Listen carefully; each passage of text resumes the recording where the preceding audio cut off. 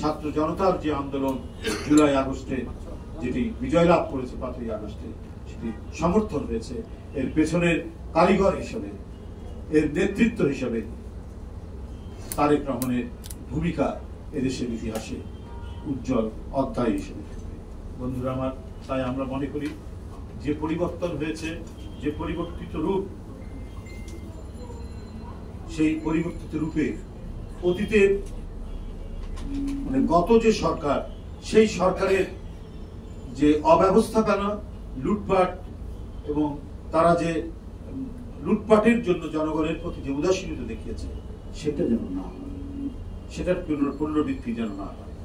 বন্ধুরা আমার, যদিও এই ঈদের ভিতরে নিত্য পণ্যের কিছুটা দাম কমলে পরেও ডাল, তেল, মুরগির বাজার এখনো অস্থির রয়েছে। এটা কিন্তু হু হু করে বাড়ছে। তো মূল মানুষের তো এখনো স্ট্যাপল ফুড হচ্ছে, প্রধান খাদ্য হচ্ছে চাল। তো চালকে তো নিয়ন্ত্রণ করা দরকার। সরকারের এই দিকে কোনো মানে পদক্ষেপ আমরা দেখছি না। এই পদক্ষেপগুলি গ্রহণ করব। বন্ধুরা, এই পবিত্র ঈদ উল ফিতরে আইন শৃঙ্খলার পরিস্থিতি নিয়ে এদেশের মানুষ এখনো উদ্বিগ্ন।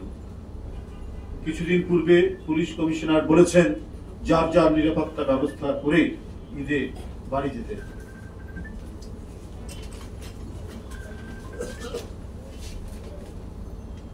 হবে। পুলিশ কমিশনারের বক্তব্যের পর মানুষ আরো আতঙ্কিত হয়ে পড়েছে। চুরি, ডাকাতি, ছিনতাই আরো বেড়ে গেছে। পুলিশ কমিশনার তো ওনার প্রধান দায়িত্ব হচ্ছে কি মানুষের মধ্যে নিরাপত্তা বোধ সঞ্চার করা। তার বক্তব্যে মানুষ যদি আতঙ্কিত হয়, তাহলে এটা তো মানে এক ধরনের মানে নৈরাজ্যের সামিল বলে আমরা মনে করি, নৈরাজ্য সৃষ্টির সামিল হবে বলে মনে করি।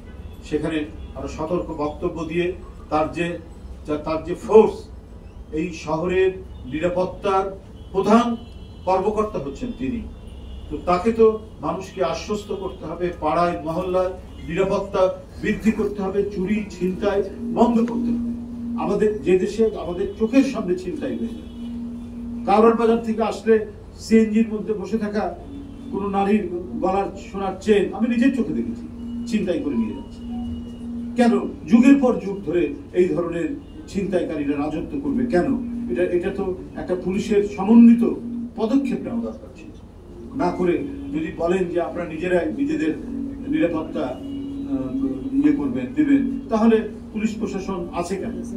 পুলিশ কমিশনার তাহলে দায়িত্বটা কি? তাকে তো অতন্ত্র ভাবে পাড়ায় মহল্লায় এই ঈদের সময় কেন সব সময় তাকে অতন্ত্র থাকতে হবে মানুষের নিরাপত্তার জন্য। বন্ধুরা আমার, সড়কের অবস্থাও তো খুব একটা ভালো না। খানাখন্দে আপনার ধরে আছে, সেগুলো যে আপনার করবে সঠিকভাবে এটার যে মেরামত করা, সেটা এখনো হয়ে ওঠে না। এটাই তো হচ্ছে নাগরিকদেরকে সুবিধা দেওয়া, তাদেরকে স্বস্তি দেওয়া, স্বচ্ছন্দ দেওয়ার দায়িত্ব সরকারের। সরকার যদি এই কাজগুলো থেকে যদি দূরে থাকেন এবং কোন সময়ে কোন কাজটি করতে হবে জনগণের উপকারার্থে, সেটা না করতে পারলে জনগণ তো মুখ ফিরিয়ে নেবে। তো এই কাজগুলো একান্ত হওয়া দরকার বন্ধুরা আমার। কারণ এই সরকার তো গণতান্ত্রিক সংগ্রামের আন্দোলনের ফসলের সরকার। যারা গণতান্ত্রিক সংগ্রামে দীর্ঘ 16 বছর অবদান রেখেছে, এই অন্তর্বর্তীকালীন সরকার ডক্টর ইউনূস সাহেবের নেতৃত্বাধীন তাকে সমর্থন করছে, প্রতিনিয়ত তাদেরকে সমর্থন করেছে। আমরা তাদের যে ভালো কাজ, সেই ভালো কাজকে আমরা অভিনন্দিত করেছি। আমরা বলেছি যে অন্যান্য, এই যে এখনই বললাম, অন্যান্য জিনিসপত্রের দাম কিছুটা কমেছে, কিন্তু চালের দাম বৃদ্ধি পেয়েছে, তারপর মুরগির দাম বৃদ্ধি পেয়েছে। তো এটা তো হচ্ছে অত্যন্ত এসেনশিয়ালের মধ্যে 1 নম্বরে চাল। তো এটা তো বড় ধরনের পদক্ষেপ নেওয়া দরকার। কারণ পরাজিত শক্তির দোসরদের হাতে প্রচুর টাকা।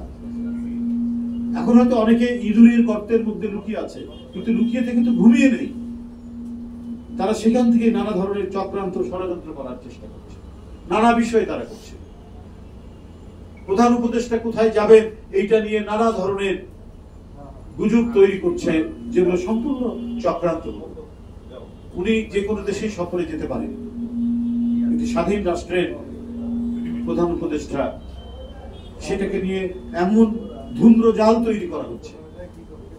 তিনি চীন সফরে যাবেন বা যেখানেই যান, তো এগুলোর পিছনে খুব পরিকল্পিতভাবে কনসাল্টেড ওয়েতে আপনার এই গুজব ছড়ানো হচ্ছে। আমরা তো এই বিষয়গুলো এমনি এমনি আপনাদেরকে বলছি না, আমরা এই গুজবের যে পরিসর এবং এর যে ডাইমেনশন, এটা দেখেই আজকে আপনাদের সামনে বলছি, এটা নিশ্চয়ই পরাজিত ফ্যাসিবাদের দোসররা এই কর্মকাণ্ডটি করছে। আপনার গত শুক্রবারে পুলিশ ক্লাবে আপনার অর্ধশত পুলিশ কর্মকর্তাদের একটি বৈঠক হয়েছে, গণমাধ্যমে এসছে। এই সাহস পাই কি করে?